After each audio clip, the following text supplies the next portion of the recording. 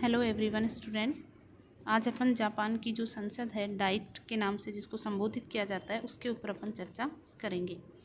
Japan में भारत की तरह ही संसदीय शासन प्रणाली जो है उसको अपनाया गया है, जिसमें कार्यपालिका और व्यवस्थापिका एक दूसरे से संबंधित होती है। जबकि अपन देखते हैं कि अध्यक्षात्मक शासन व्यवस्था में कार्यपालिका और व्यवस्थापिका एक दूसरे से बिल्कुल अलग होते हैं, पृथक होते हैं। संसदीय जो शासन प्रणाली है उसमें संसद ही कानून बनाने का एकमात्र आधार स्तंभ होता है। तो डाइट जो है वो जापान की कानून बनाने वाली एकमात्र वहाँ की संस्था है।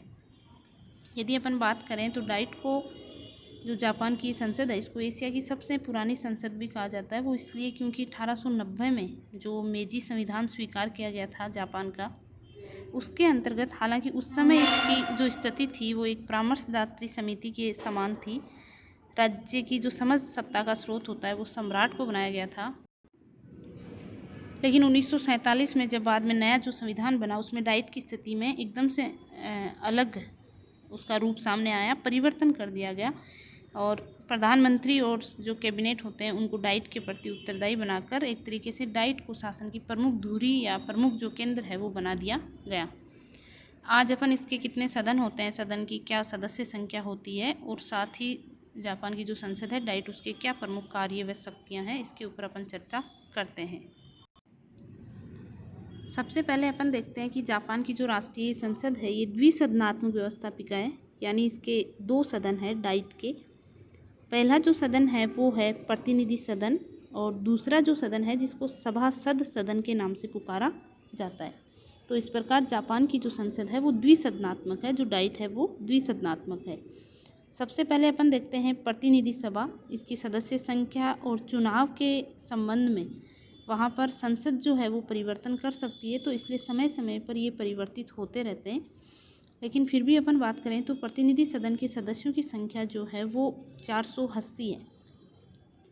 इन 480 में से 300 सदस्यों के जो चुनाव है वो एकल सदस्यीय चुनाव क्षेत्र और बहुमत प्रणाली के आधार पर होते हैं। जैसा कि अपने यहाँ पर चुनाव होते हैं कि एक चुनाव क्षेत्र से, एक निर्वाचन क्षेत्र से एक व्यक्ति चुना जाएगा और जिसको सबसे ज़्यादा वोट मिलेंगे वो व्यक्ति चुना जाएगा।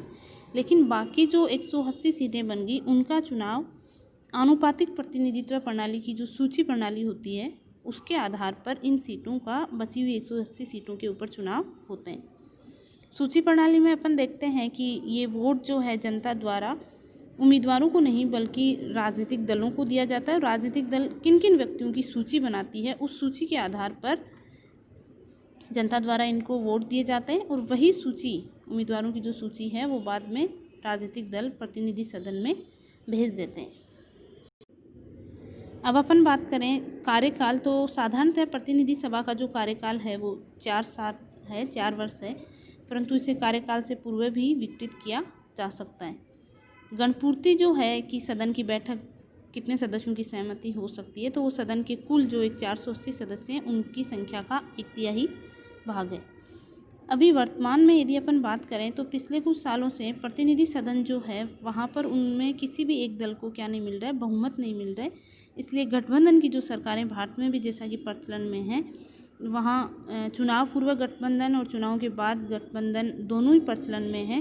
तो गठबंधन सरकारों का ज़्यादातर निर्माण हो रहा है। प्रतिनिधि सभा का जो स्पीकर है, अध्यक्ष जो है सदन का, उसको स्पीकर के नाम से ही जाना जाता है और प्रतिनिधि सभा के जो सदस्य होते हैं उनके द्वारा ही उसका चुनाव किया जाता है। जिस प्रकार प्रतिनिधि सभा का कार्यकाल 4 वर्ष है, उसी प्रकार स्पीकर का कार्यकाल भी कितना होता है, 4 वर्ष होता है। जापान में जो उम्मीदवार ज़्यादातर खड़े होते हैं प्रतिनिधि सभा के लिए, या चाहे डाइट का जो दूसरा सदन है सभासद सदन, ये देखने को आता है कि चुनाव पद्धति हालांकि संसदीय शासन प्रणाली के और अध्यक्षात्मक, जैसे अमेरिका में सूची प्रणाली के आधार पर राष्ट्रपति के चुनाव होते हैं, मिला जुला रूप देखने को मिलता है। लेकिन फिर भी ज़्यादातर जो उम्मीदवार है वो व्यक्तिगत गुणों से और उनकी जो लोकप्रियता होती है उसी के आधार पर वो चुनाव लड़ते हैं। यानी दल की लोकप्रियता और ज़्यादा दल के ऊपर उम्मीदवार जो है वो निर्भर नहीं रहते। अब अपन देखें उनकी योग्यताएं, तो प्रतिनिधि सभा के लिए कम से कम 25 वर्ष की आयु होनी चाहिए और जापान का जो जन्मजात नागरिक है, वहीं से पैदा हुआ, जन्म से ही वहाँ का जो नागरिक है वही व्यक्ति उसका प्रतिनिधि सभा का सदस्य बन सकता है। इसके अलावा इनको जो प्रतिदिन का वेतन भत्ता है, प्रतिमाह वेतन है, पत्र व्यवहार या यात्रा के लिए, निजी कार्यालय के लिए, चुनाव खर्च के लिए जो पैसे हैं वो भी प्राप्त होते हैं। सदस्यों को डाइट में भाषण देने की पूर्ण स्वतंत्रता होती है और दिए गए भाषणों के लिए किसी प्रकार की कोई कार्यवाही उनके खिलाफ नहीं की जा सकती। इसके बाद अपन देखते हैं सभासद सदन, जो डाइट का दूसरा सदन है। इसके सभी सदस्य भी निर्वाचित होते हैं, इनका भी चुनाव होता है और सार्वभौम वरिष्ठ मताधिकार यानी 18 वर्ष का जो व्यक्ति है वो इनके लिए वोट करता है। इसमें 242 सदस्य होते हैं, 242 सदस्य।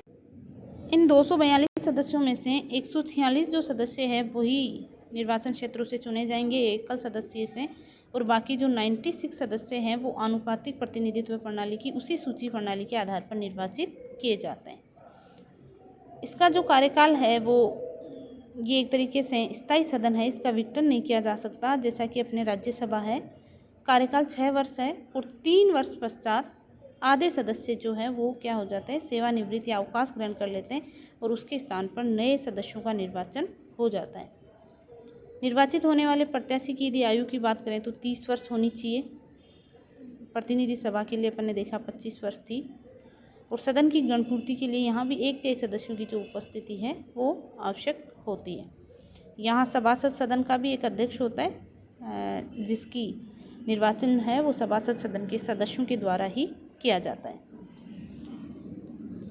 अब अपन यदि डाइट के जो सामूहिक अधिवेशन है उनकी बात करें तो डाइट के अधिवेशन 3 प्रकार के होते हैं। एक होता है साधारण अधिवेशन, एक होता है असाधारण अधिवेशन और तीसरा होता है विशेष अधिवेशन। इन 3 प्रकार के अधिवेशन होते हैं, साधारण अधिवेशन, असाधारण अधिवेशन और विशेष अधिवेशन।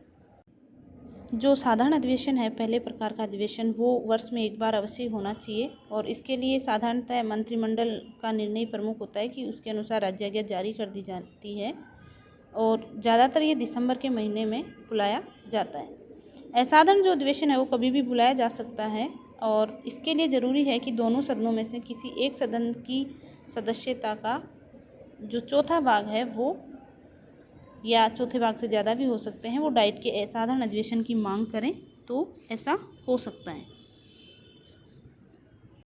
जो विशेष अधिवेशन है वो देखिए चुनाव के पश्चात साधारण अधिवेशन के प्रारंभ होने में अभी टाइम हो तो ऐसी स्थिति में विशेष अधिवेशन बुलाए जाते हैं, या फिर यदि निचले सदन का क्या हो जाए, विघटन हो जाए।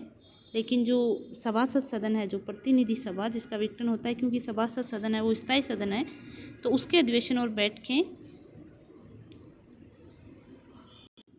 भी बंद रहती है, बंद हो जाती है। लेकिन संकटकालीन स्थिति में इस प्रकार का जो विशेष अधिवेशन है वो ऊपरी सदन का, सभासद सदन का बुलाया जा सकता है। मंत्रिमंडल के द्वारा ऐसी बैठक बुलाई जा सकती है।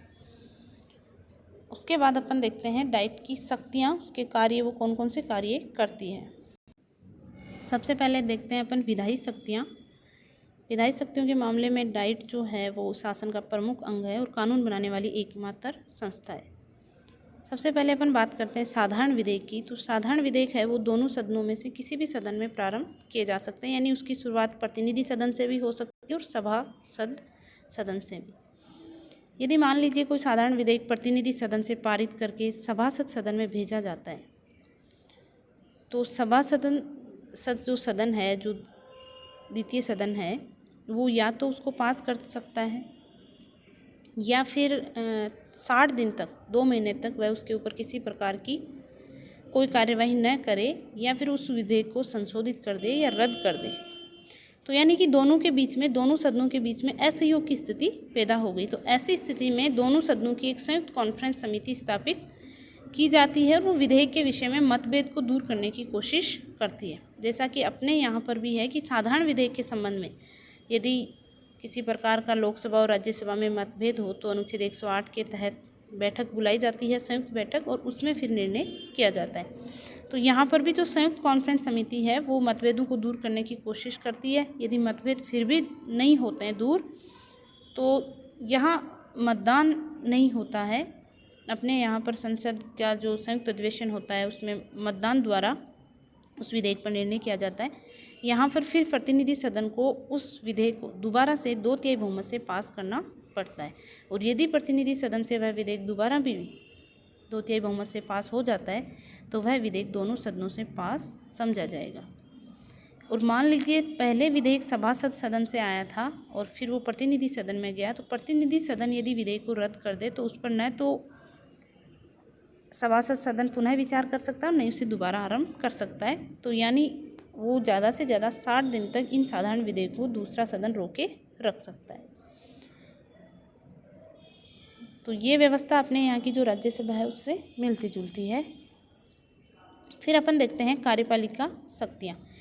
कार्यपालिका शक्तियाँ, क्योंकि जापान में भी संसदीय शासन प्रणाली अपनाई गई है और कार्यपालिका का निर्माण व्यवस्थापिका यानी डाइट से ही होता है, तो जो मंत्रिमंडल है उसको संविधान के अनुसार सामूहिक रूप से डाइट के प्रति क्या बनाया गया, उत्तरदायी।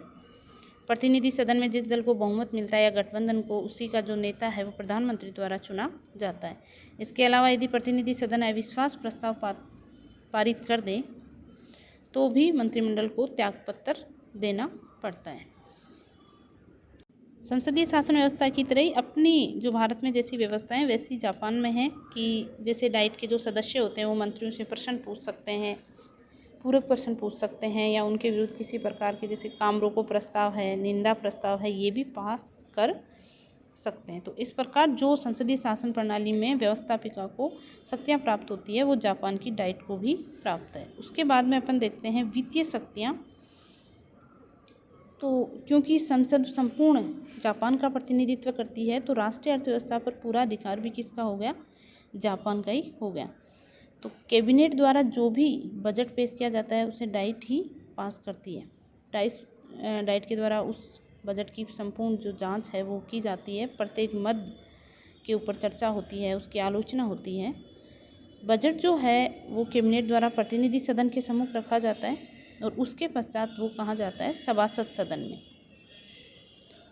यहाँ पर भी देखिए यदि सभासद सदन प्रतिनिधि सदन से किसी प्रकार का कोई अलग निर्णय करता है तो एक संयुक्त समिति होती है और वो भी उनके बीच में समझौता कराने की प्रयास करती है। लेकिन मान लीजिए यदि समझौता न हो और सभासद सदन 30 दिन तक बजट पर कोई अंतिम निर्णय नहीं ले पाता है तो फिर प्रतिनिधि सदन का निर्णय ही डाइट का निर्णय समझा जाएगा।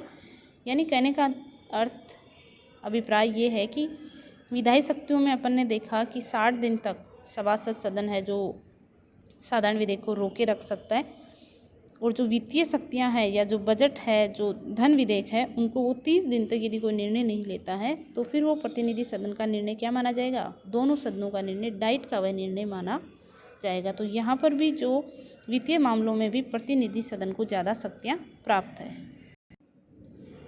यदि अपन आगे देखते हैं न्यायिक शक्तियाँ, तो न्यायिक शक्तियाँ भी डाइट को कुछ दी गई है। जैसे वहाँ की जो न्यायपालिका है उसका गठन है, न्यायाधीशों का वेतन क्या होगा या न्यायालयों की कार्य प्रणाली क्या होगी, ये सुनिश्चित करने का कार्य भी कौन करता है, डाइट करती है।